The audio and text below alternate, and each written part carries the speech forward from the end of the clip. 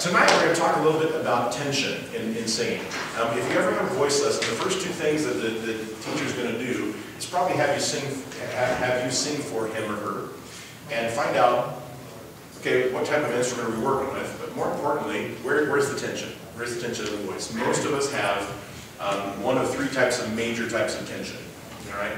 And you're going to find that you're probably in the category of one of these three. If you're not, you're really, really fortunate. Because most of us who have sung a lot, we end up using some muscles we don't need to use to sing, all right? Here's how it happens. Typically, it could be something like, going through puberty, it could be something like singing out of your part range. It could be something like a vocal injury somewhere along the way. But imagine that if you twist your ankle, how do you start to walk? You got that limp going, all right? Your body is compensating, all right? And the same thing happens when you sing. So whatever causes that problem typically has a tendency to stick around for a lot longer than you think it does. And so you start using muscles in here that you don't need to sing with. All right? The big three are the tongue, the jaw, and then of course, where am I? Tongue, sorry, and larynx. Those are the big three. And my mind just absolutely went blank in the middle of that. So let's talk about it a little bit and how to get rid of them and realize what's going on. The tongue, first of all. The tongue sits in your mouth kind of like this. I'm going to give you a cross-section view of your head. All right? So when you're sitting there right now, it's relaxed. It's got a little bit of a ridge to it, sitting in your mouth. All right? And that's basically where we want it to stay. The tongue helps us make vowels, so when it's lowest, it's making the biggest vowels, like ah,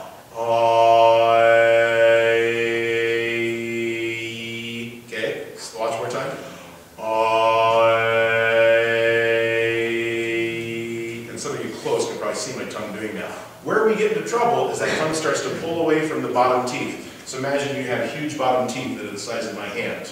All right, this is your gum ridge right down here, and this is where your teeth start. Your tongue should naturally sit right about there. Okay? You go, right down there. The tip of the tongue sits right down there. When you sing, some of us, that tongue has a tendency to pull back. Right? So we get oh, and you're kind of hear what it does to my tone. All right? The best example of this is Kermit the Frog. Jim Henson, who did the Kermit the Frog voice, spoke with a lot of tongue tension, especially when they did that voice. So that tongue pulls back and you get a lot different type of sound. Making sure that tip of that tongue is sitting right down there. I shouldn't have to move at all for this exercise. 1, 2, are ready, and go.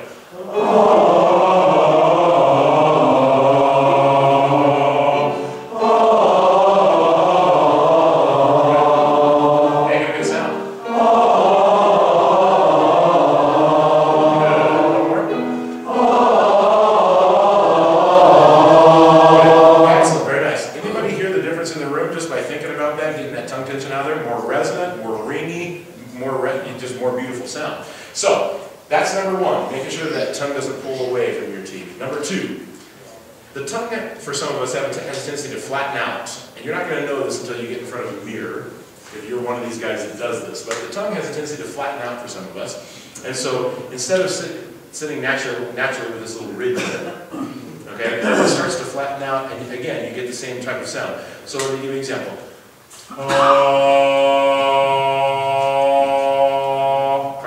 Flattening my tongue.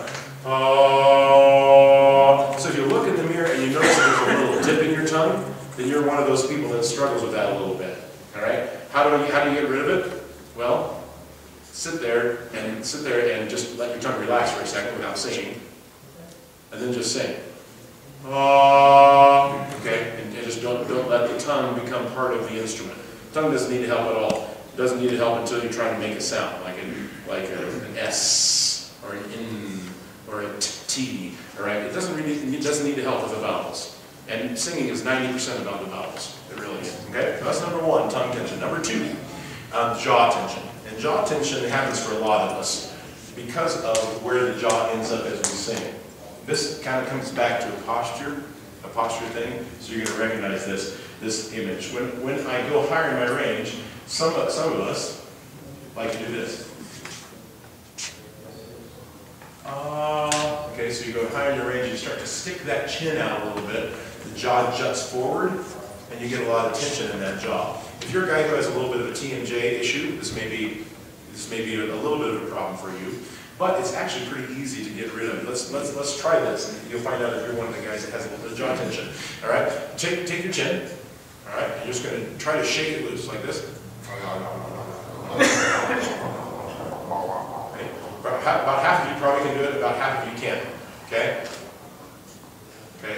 Because some of you are going like, I won't move, but some of you are just able to shake that thing loose. Okay. Try to shake it from side to side. Okay, and my favorite, put your hands out in front of you like this. Okay, and this time you're going to shake your hands, but let your jaw hang. Here we go. Good, did you get that one on video? Let's put that on YouTube, all right?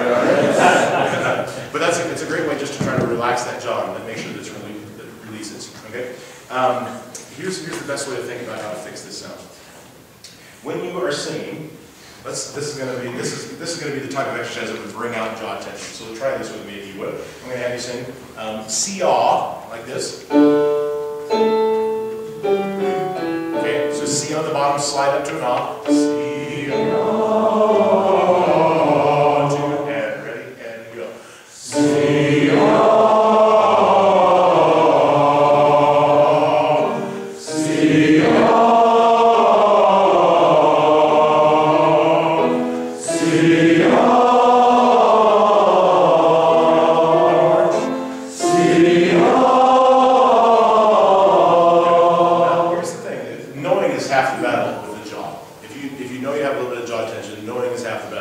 Because what happens is that jaw plane has a tendency to kind of jut out, which it doesn't really necessarily jut out, but you have almost a direct line between your nose and your chin that's perpendicular to the floor. Okay, when you have jaw tension, so it looks like this. From the side view, everybody see that? So it's just about a straight line from up to down. When you watch a good professional singer, or any good singer, there's more of a feeling of almost a 10-degree angle between the jaw and the nose going up that way. So we talk a lot about in the course about the jaw plane, having a feeling like it's going like this. So instead of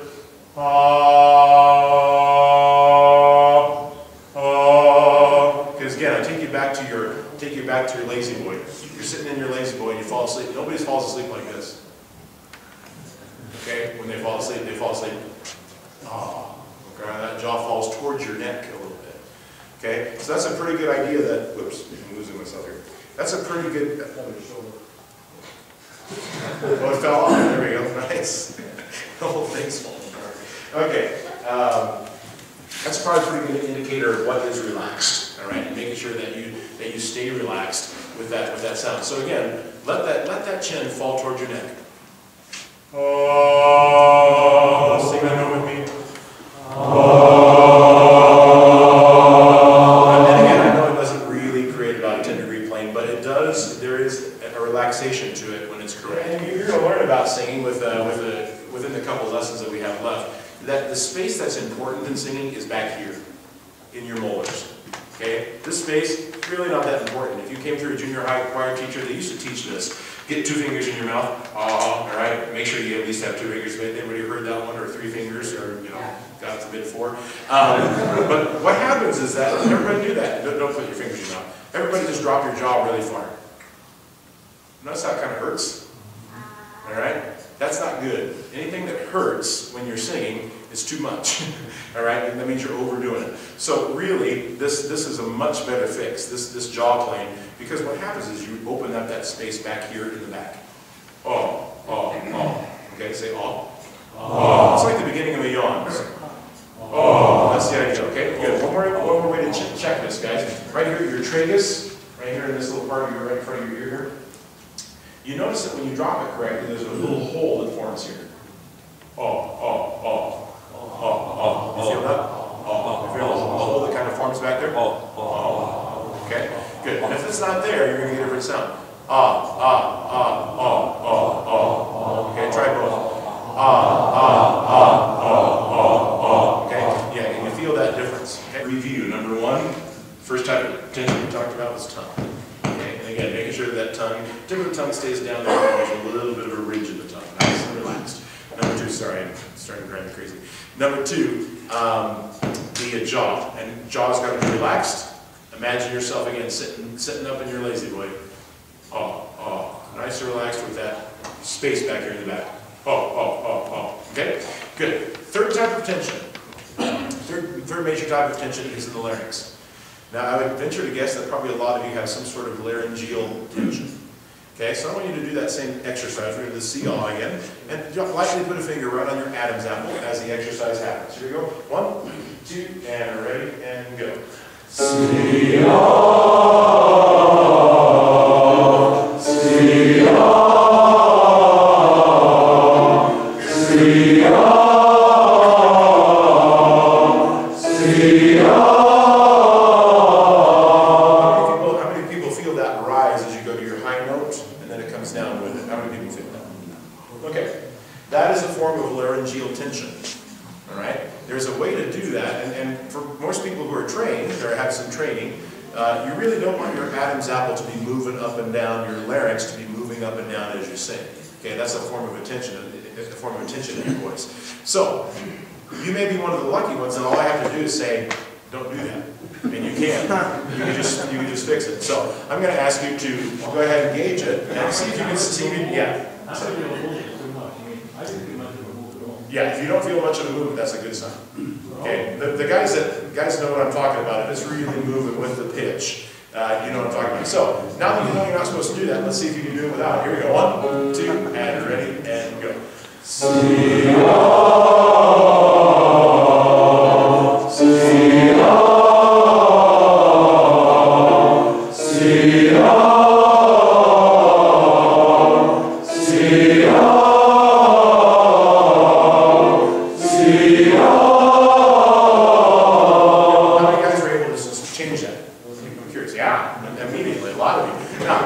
Some of us who are not able to change it like that, unfortunately, you've got a little bit of laryngeal tension. Now, there's a way to fix it, but it's probably going to change your sound. It's probably going to make your sound a little bit more rich. It's probably going to make your sound a little bit darker than what you're used to hearing in your own voice. All right, but the idea is to get to the point where this isn't part of the mechanism. Okay, this up and down thing. Now, we can get individually into that a little bit, but probably not tonight. I just want you to be aware of it, just so you know what's going on, because that really should help you eliminate some of the tension in your body. All right. So those are the big three. Those are the ones that most affect what's going on here. Now let's talk about other types of tension. You've probably seen, and this happens for guys who lift weights a little bit more because you're so used to getting your body into a certain position anytime you're about ready to lift weight. But you see some guys sing like this.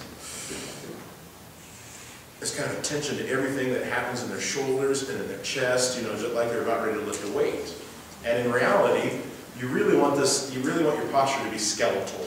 And what I mean by that is just in line.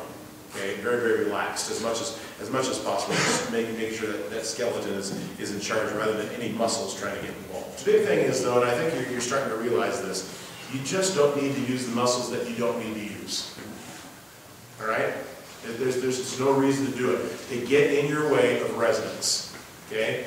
Just listen. If I sing to you with tension even in my shoulders, start. Silent night, holy night. Isn't it interesting how even that little tension that's so far away from my throat causes a lack of resonance? So what we're trying to do is, again, get that to be as free as possible all the time. Okay. Number 2. This is a new one, and particularly if you've sung quite a bit or if you've had a lot of stage experience, you may struggle with this. And interestingly, it's tied to laryngeal tension. And that is your eyebrows. You may hear this, you're going to hear this probably a little bit with Marianne Kaylee here in a couple of weeks when she comes in, but she's the one that taught me about this. The eyebrows, for a lot of people, when the eyebrows go up, the larynx hikes up as well. All right? So, and you may not feel it just sitting there, but when you sing, a lot of us have been taught to sing, this is how we sing, this is how we stay on pitch. Well, in reality, that actually makes it harder for you to stay on pitch. All right? So I'm going to ask this time for you not to use your eyebrows. Here we go. Ready? And 1, 2, 3, and 1, 2, go. Silent